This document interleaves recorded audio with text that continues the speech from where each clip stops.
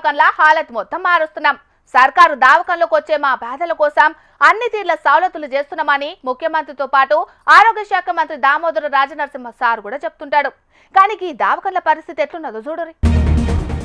చూస్తున్న రానుల దవాఖాన్ల పరిస్థితి ఎట్లున్నదో.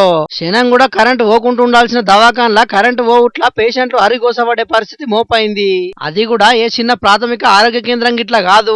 ఆరోగ్య శాఖ మంత్రి దామోదర్ రాజనరసింహ సారు సంత జిల్లా ఉమ్మడి మెదక్ జిల్లాలున్న జహీరాబాద్ ప్రభుత్వ ఏరియా దవాఖాన్లనే ఈ పరిస్థితి దాపురించింది. ఇక పేషెంట్ల బాధలు చూడలేక డాక్టర్లు సెల్ ఫోన్ లైట్ల ఎలుగులనే చికిత్స చేసి రోగుల అవస్థలు తీర్చిండ్రు. ఒదిక్కు దామోదర్ రాజనరసింహ సారేమో సర్కార్ దవాఖానాల మందు లేవనే మాటే లేదు, అన్ని సర్కార్ దవాఖానాలలో సౌలతులు బ్రహ్మాండంగా చేస్తున్నామన్నట్టు చెప్తున్నాడు. కాకుంటే మంత్రి సంత జిల్లాలనే కనీసం కరెంటు కూడా లేకపోయే వరకు చాలా మంది ముచ్చట్ల గరానికి వస్తున్నారు. ఇటు మాజీ ఆరోగ్య శాఖ మంత్రి హరీష్ రావు సారసుతో ఈ ముచ్చట మీద కోపానికి వచ్చిండు.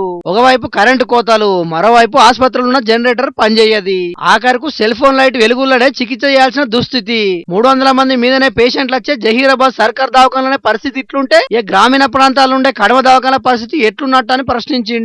ఏడాదిన్నర సంది పాలన పడికేసింది, పేదలకు వైద్యం అందకుండా పోతున్నది. గాలిలో మేడలు కట్టుడు బంద్ చేసి కనీస సౌకర్యాలు కలిపియరని సీఎం రేవంత్ రెడ్డిని సోషల్ మీడియాలో డిమాండ్ చేసిండు. మరిగా అన్ని సర్కారు దవాఖానాలలో సకల సౌలతులను సర్కారు ఎప్పటి వరకు చేస్తుందో చూడాలి మరి.